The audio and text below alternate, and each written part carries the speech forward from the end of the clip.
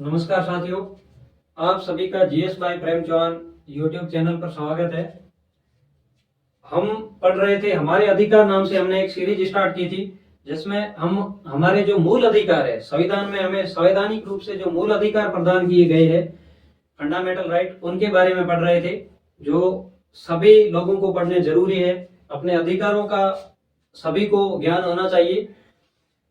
हमारे अधिकार सीरीज में कल हमने जो आर्टिकल 15 पढ़ा था, आर्टिकल अनुच्छेद 15 में कल हमने जो पढ़ा था उसमें शैक्षणिक संस्थान थे, जो शिक्षा के जो संस्थान थे उनमें SC/ST, अनुसूचित जाति जनजाति, अन्य पिछड़ा वर्ग, MBC, मोस्ट बैकवर्ड कास्ट या OBC या EWS जनरल वगैरह, इन लोगों को प्रवेश से संबंधित जो आरक्षण की व्यवस्था की गई थी उसके बारे में पढ़ा।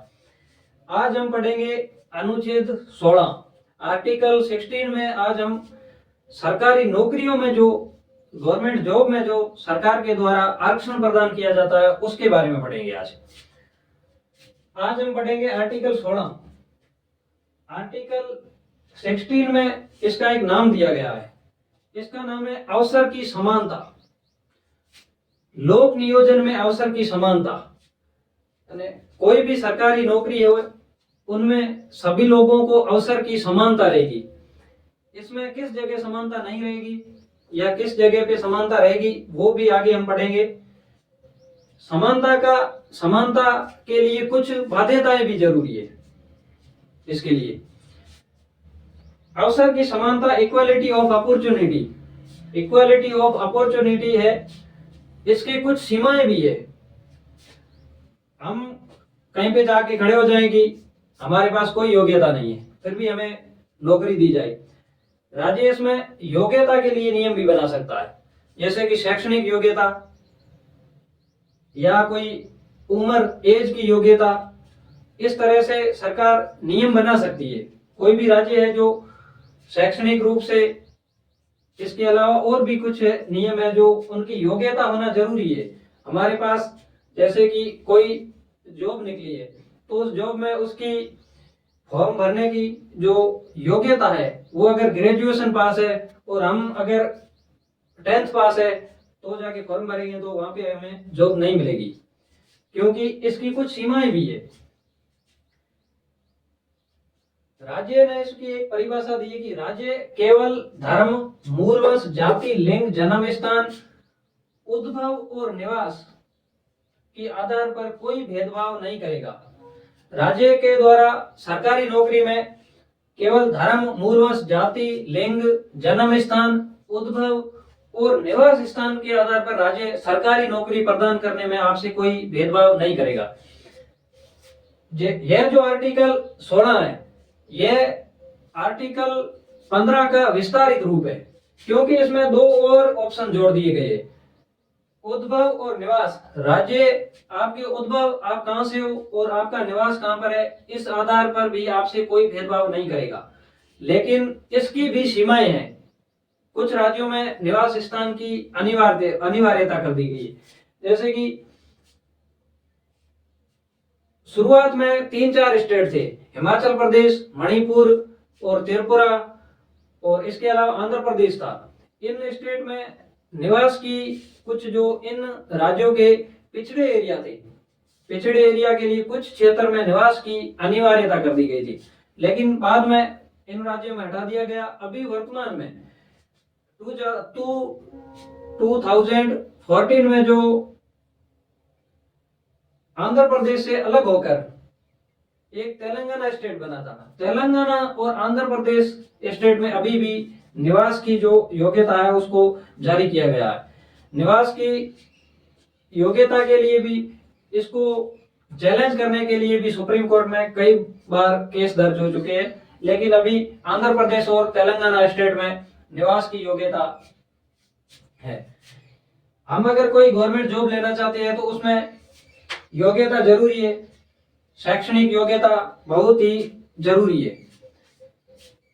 अब हम पढ़ेंगे इस आर्टिकल जो 16 है इसके सब क्लॉज बना रखिए।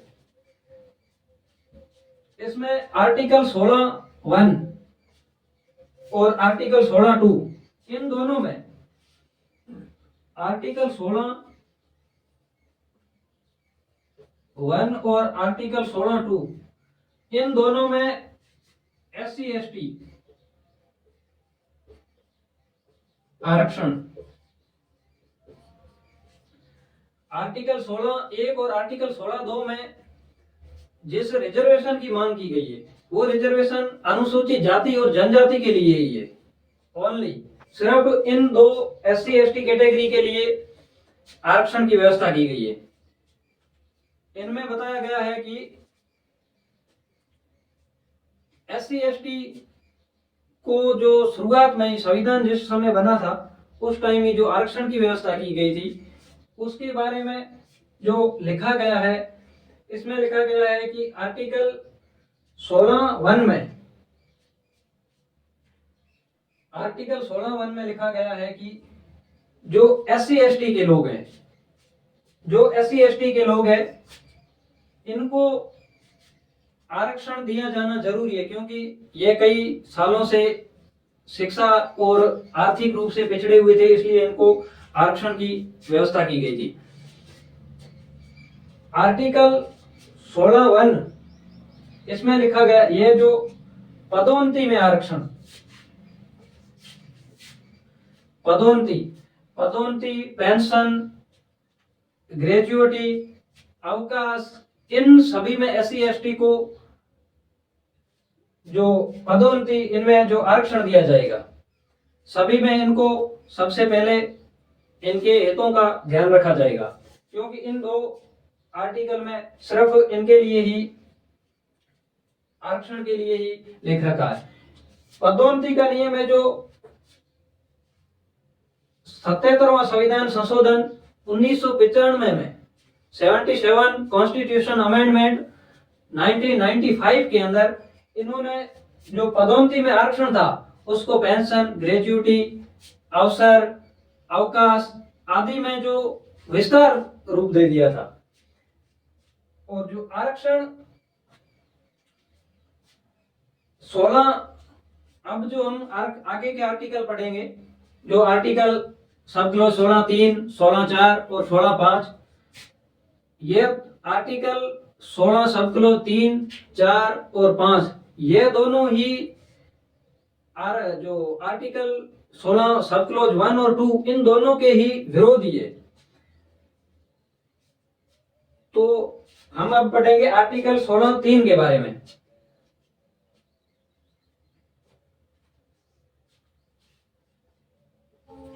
आर्टिकल 16(3), अनुच्छेद 16(3), राज्य निवास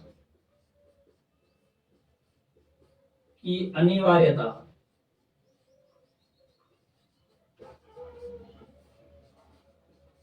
कर सकता है।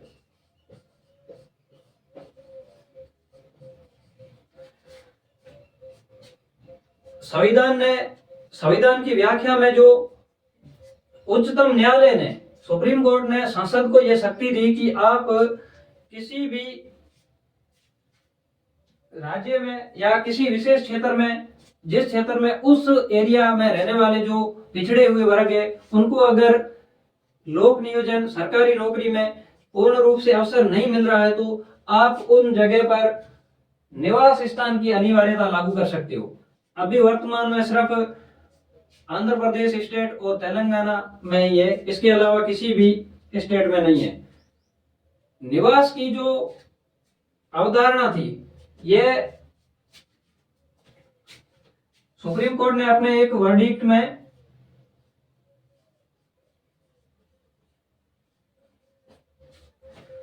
सुप्रीम कोर्ट के वर्डिक्ट के अनुसार एक सेंट्रल गवर्नमेंट ने एक अधिनियम बनाया था, एक्ट 1957 में, नहीं सॉरी 1957 में, 1957 में एक एक्ट बनाया था। उसी के आधार पर ही सभी को जो जिस स्टेट में अगर उस वर्ग की अपॉर्चुनिटी उस वर्ग को नहीं मिल रही है तो आप उस राज्य में निवास की जो अनिवार्यता लागू कर सकते हो।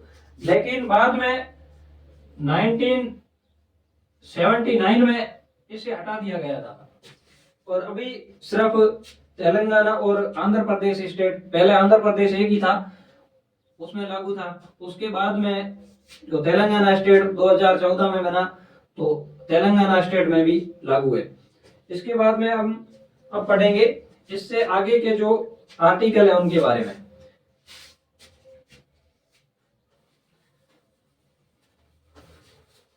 आर्टिकल अब जो हम पढ़ेंगे अनुच्छेद 16 के सब क्लोज 3 और अनुच्छेद 16 के सब क्लोज 4 और 5, आर्टिकल 16 के सब क्लोज 1, 2 और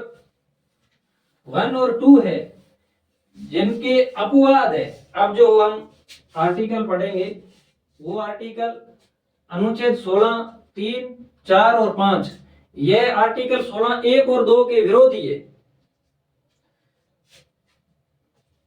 आर्टिकल 16 सब क्लोज 4,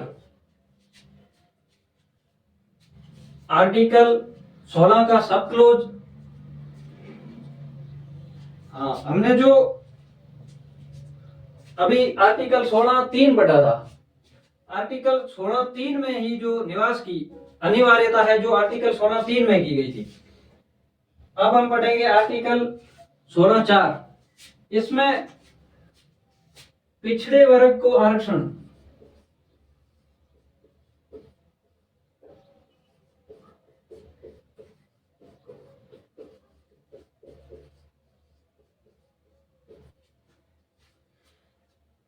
पिछड़े वर्ग को आरक्षण की व्यवस्था है जो सरकारी नौकरी में आरक्षण की व्यवस्था आर्टिकल 16 सब क्लोज 4 में की गई थी। सबसे पहले हमारा देश आजाद होने के बाद में जो सरकारें बनी थी तो उसी जिस टाइम देश आजाद हुआ था, जिस समय अनुसूचित जाति और अनुसूचित जनजाति को रिजर्वेशन मिला था, उस समय जो पिछड़े वर्ग थे, जो ओबीसी वर्ग था, उनको आरक्षण का लाभ नहीं दिया गया था। उसके बाद में धीरे धीरे कुछ समय बाद में भारत में मोरारजी देसाई गवर्नमेंट में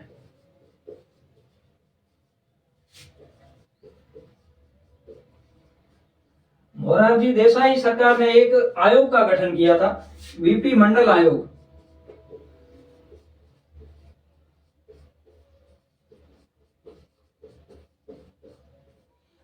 इस आयोग का गठन है जो 1979 में किया गया था।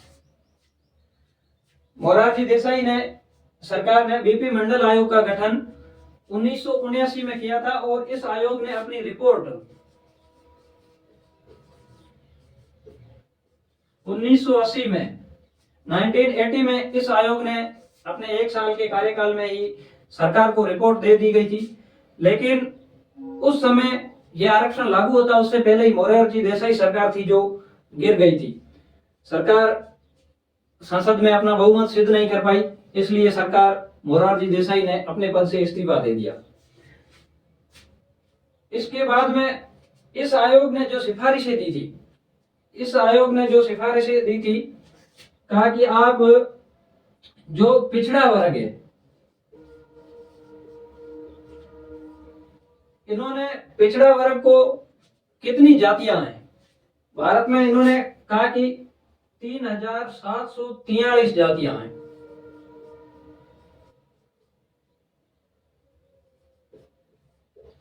इसके साथ में एक और आयोग था, रामनंदन समिति नाम से एक समिति का गठन किया था। उस समिति ने ही इन जातियों की गणना की थी। इन्होंने बताया कि हमारे देश में 3743 जातियां हैं जो पिछड़े वर्ग से संबंधित है, क्योंकि इनको अभी तक किसी भी अधिकार का उचित लाभ नहीं दिया गया है। धीरे धीरे करके बाद में आगे जो इसके जो 1980 के 10 साल बाद 1990 में VP Singh government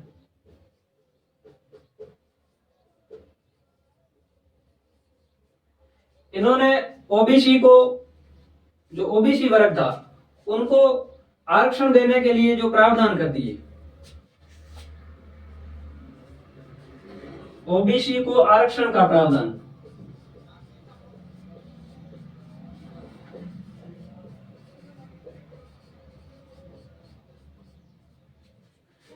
VP Singh government ने ओबीसी वर्ग को, जो पिछड़ा वर्ग था, उनको आरक्षण का लाभ देने के लिए प्रावधान कर दिए। और इन्होंने जो वो पिछड़ा वर्ग था, इसको दो कैटेगरी में बांट दिया। एक पिछड़ा वर्ग और एक अति पिछड़ा वर्ग।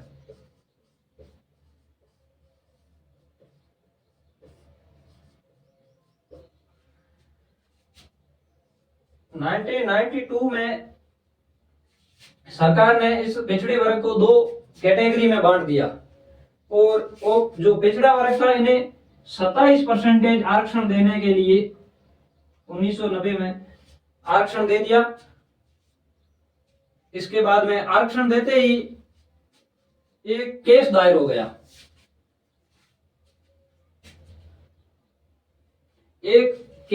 गया। उस केस का नाम था इंदिरा साहनी केस। इंदिरा साहनी केस अगर आपको पूछे तो किस आयोग या किस वर्ग को आरक्षण देने से संबंधित है?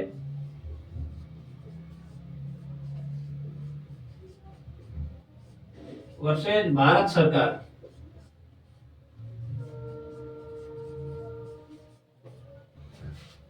यह केस है जो 1992 में उत्पन्न हुआ था।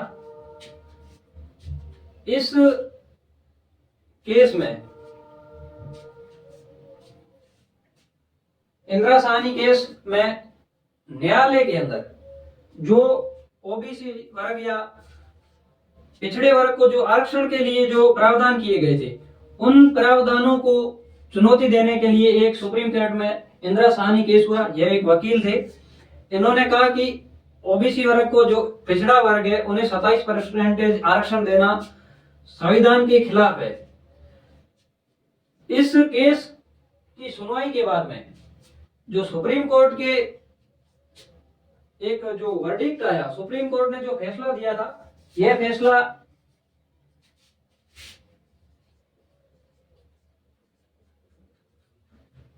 इसमें कुल 9 जज थे और इन्होंने 6:3 में फैसला दिया। इन्होंने कहा कि जो सरकार ने पिछड़े वर्ग को आरक्षण दिया है वो एकदम सही है, लेकिन इस फैसले में इंदिरा साहनी केस के वर्डिक्ट में कहा गया कि कुल आरक्षण की सीमा 50% से अधिक नहीं होनी चाहिए। ज्यादा से ज्यादा सीमा है जो 50% ही होनी चाहिए। लेकिन कुछ समय बाद में सरकारों में धीरे धीरे स्टेट गवर्नमेंट के द्वारा अपने हितों और क्षेत्रीय मुद्दों के कारण इस सीमा को तोड़ दिया गया। अभी वर्तमान में किसी स्टेट में 70% या किसी स्टेट में 80% के आसपास भी आरक्षण की व्यवस्था कर दी गई है। लेकिन इस केस में कहा गया था कि 6:3 में जो एक वर्डिक्ट दिया था, उसमें कहा कि 50% से भी ज्यादा रिजर्वेशन नहीं होना चाहिए। और इसमें जो एक जज थे एच.एम. कानिया,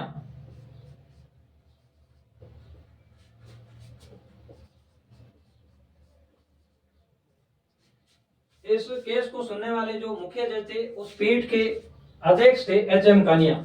इन्होंने कहा कि 50% से ज्यादा इस आरक्षण की सीमा नहीं होनी चाहिए। इन्होंने जो बीपी मंडल आयोग ने जो सिफारिशें दी थी उनको सही बताया, और जो सरकार ने जो लागू किया था कि आप पिछड़े वर्ग को अधिकार देना चाहते हो, वो इन्होंने और जो सुप्रीम कोर्ट है उन्होंने सही माना था। इन्होंने कहा कि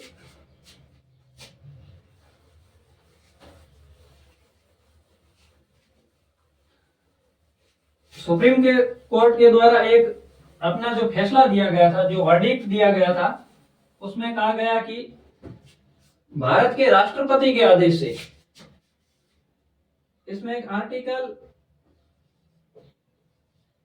340, इसमें कहा गया कि भारत के जो राष्ट्रपति है, प्रेसिडेंट ऑफ इंडिया, इनके द्वारा ओबीसी आयोग का गठन किया जाएगा। और अगर किसी क्षेत्र में या किसी एरिया में अति पिछड़ा वर्ग है तो इनको अगर इन 27% जो आरक्षण है, 27% आरक्षण, इसके अलावा 10% आरक्षण दिया जा सकता है।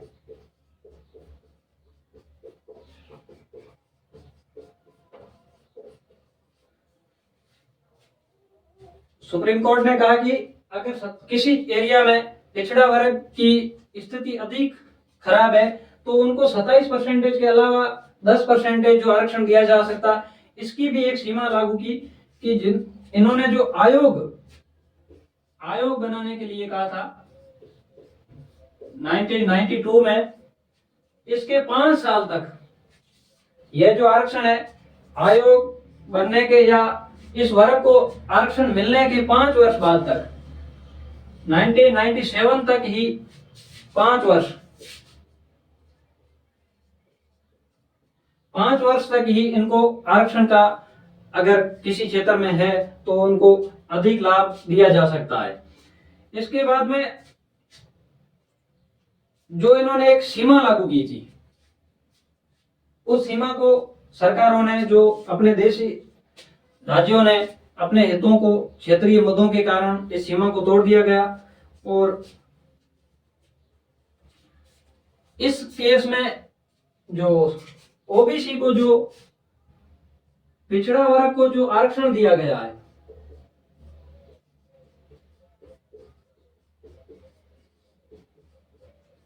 इसमें एक बहुत ही अच्छी लाइन लिखी गई है, जो इसमें बताया गया है कि अगर कोई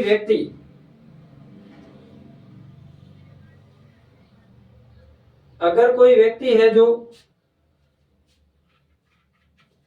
ओबीसी वर्ग का है या पिछड़े वर्ग का है या जनरल वर्ग का है, कोई ओबीसी या जनरल वर्ग का कोई भी व्यक्ति अगर अपनी शादी, लड़का हो या लड़की कोई भी हो, अपनी शादी अगर वो अनुसूचित जाति, SC ST, अनुसूचित जाति और जनजाति में अगर अपनी शादी करे या उनसे कोई और संबंध रखे, तो उस आदमी को, अगर वो व्यक्ति जो अनुसूचित जाति और अनुसूचित जनजाति आरक्षण का लाभ लेना चाहता है, उस व्यक्ति को वो लाभ नहीं मिलेगा। अगर कोई व्यक्ति चाहे कि मैं, अगर किसी व्यक्ति या कोई भी महिला हो या पुरुष हो, दोनों में से कोई भी चाहे कि मैं SC ST की लड़की या लड़के से शादी करके मैं उस वर्ग में शामिल हो जाऊंगा, इन्होंने कहा कि ऐसा बिल्कुल नहीं होगा। और इन्होंने जो आर्टिकल 16(1) और 2 में हमने पढ़ा था, अगर उस SC ST वर्ग का कोई भी जो व्यक्ति है जो पिछड़े वर्ग या जनरल कैटेगरी की लड़की से अगर शादी कर ले, तो उस लड़की को उस वर्ग का रिजर्वेशन नहीं मिलेगा, अनुसूचित जाति और जनजाति का नहीं मिलेगा, लेकिन उसके होने वाले जो बच्चे होंगे उनको उस कैटेगरी का, जिस कैटेगरी का उसका पिता है, उसका लाभ दिया जा सकता है। यह एक कोर्ट, सुप्रीम कोर्ट के द्वारा अपने वर्डिक्ट में इस बात का वर्णन किया गया था। अब हम आगे बढ़ेंगे। आर्टिकल 16(5), आर्टिकल 16 सब क्लॉज 5 में बताया गया है, यह जो ओबीसी आयोग था, इस आयोग को गठन तो 1992 में कर दिया गया था, लेकिन 102वां संविधान संशोधन 2018 में, 102वां कॉन्स्टिट्यूशन अमेंडमेंट 2018 में ओबीसी आयोग को संवैधानिक दर्जा दे दिया गया है। अभी आज से 5-6 साल पहले मोदी गवर्नमेंट के द्वारा ओबीसी आयोग को संवैधानिक दर्जा दे दिया गया था। और इससे पहले जो ओबीसी आयोग था ये एससी एसटी आयोग के अंतर्गत ही काम करता था, उसके अंदर ही काम कर रहा था। अभी ये स्वतंत्र रूप से इस आयोग का निर्माण कर दिया गया था। इसके बाद में हम आर्टिकल जो 16(5) को पढ़ने से पहले ही हम एक और पढ़ेंगे इसी में ही, आर्टिकल 16(4) में ही।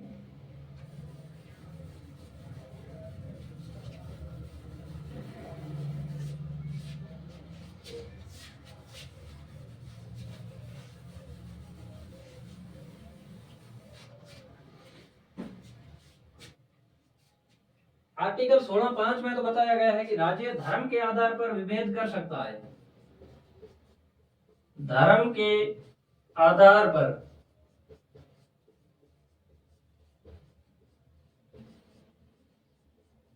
भेदभाव कर सकता है। राज्य धर्म के आधार पर भेदभाव कर सकता है।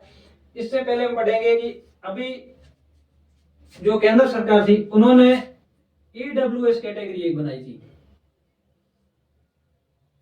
Economical vehicle section. ये आर्थिक रूप से जो पिछड़े लोग थे उन लोगों को ही आरक्षण देने के लिए 10% आरक्षण का जो उल्लेख है ईडब्ल्यूएस कैटेगरी को, ये जो आर्थिक रूप से पिछड़े हैं उन्हीं को ही मिलेगा। इसमें एक और प्रावधान किया गया है कि जिन वर्गों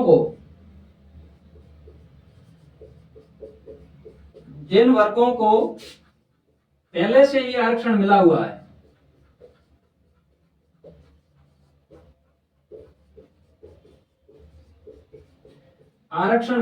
है, उन्हें नहीं मिलेगा।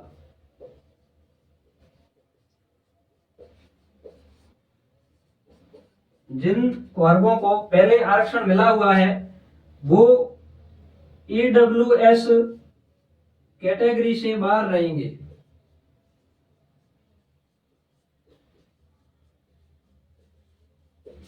जैसे ओबीसी वर्ग है या एससी एसटी वर्ग है, इन्हें पहले आरक्षण दिया जा चुका है, वो लोग हैं जो ईडब्ल्यूएस कैटेगरी में अपने आप को नहीं मान सकते और उन्हें इस वर्ग से जो है आरक्षण नहीं मिलेगा। यह 103वां संविधान संशोधन हुआ था, 103 कॉन्स्टिट्यूशन अमेंडमेंट।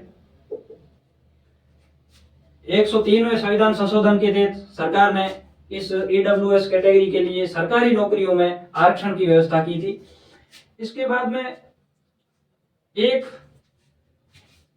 आर्टिकल 16(5) इसमें बताया गया है कि राज्य आपको नौकरी देने में धर्म के आधार पर भेदभाव कर सकता है।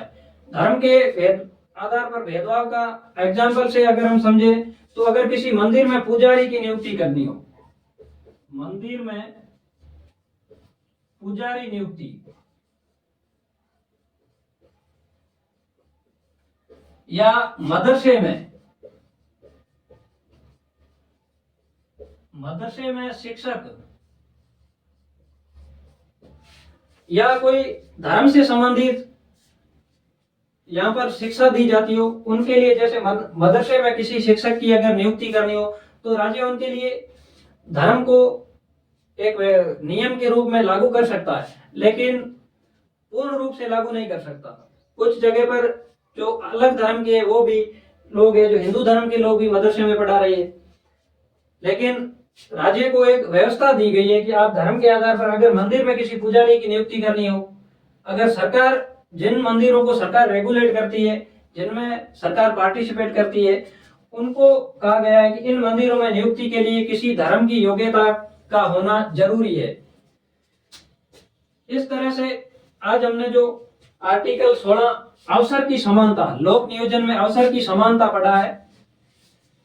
अंत में हम इसके बारे में यह पढ़ेंगे कि कहां पर इन कैटेगरी को आरक्षण का लाभ नहीं दिया जाएगा। एक व्यवस्था की गई है कि इन कैटेगरी को आरक्षण की जो नहीं मिलेगा, आरक्षण जो तकनीकी हो या विज्ञान और तकनीकी क्षेत्र में आरक्षण की व्यवस्था नहीं की जाएगी, क्योंकि वहां पर योग्यता और ज्ञान के आधार पर ही अनुसंधान किए जा सकते हैं, शोध कार्य किए जा सकते हैं। इसलिए इन्होंने व्यवस्था सरकार ने दी है कि तकनीकी और साइंटिफिक रूप से जो जहां पर जो रिसर्च किए जाते हैं उनमें आरक्षण की व्यवस्था नहीं होगी। तो आज हमने इस एक आर्टिकल को पूरा पढ़ लिया है। Okay, thanks.